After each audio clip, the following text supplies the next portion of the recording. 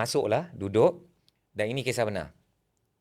Masa dia nak hidang minum, Bangla, I don't know lah yang dia datang, dia cakap, red wine or white wine? Okey. Lepas tu, ayat cakap apa tau? Tak, saya tak minum. Lepas tu, ni kisah benar, I cannot make this up, this is kisah benar. Ada pakcik Cina duduk kat sebelah kiri I. Tak apalah adik, tak ada siapa tengok. Oh ya? Saya kata, saya punya Tuhan tengoklah. Okey. Lepas tu saya kata, Coke lah, Coke.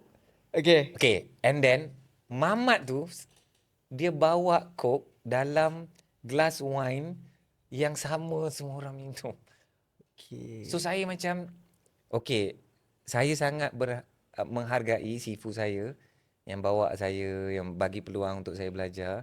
Tapi mungkin bukan cara ni lah. So tak lama lepas tu saya bagi tahu sifu saya nak buat community saya sendirilah.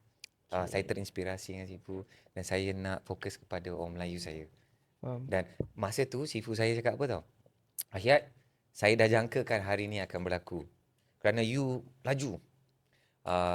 You pergilah buat. So dia macam bagi restu lah. Yelah, sifu ni dia bukan orang Islam kita, tapi kita ni ada adab berguru.